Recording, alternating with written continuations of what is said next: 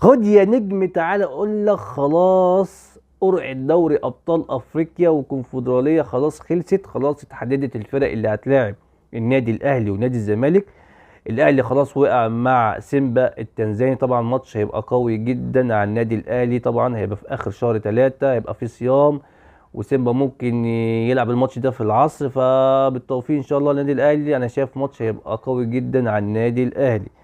طبعا الكسبان من الاهلي وسيمبا هيلاعب الكسبان من مازيمبي وبترو اتلتيكو.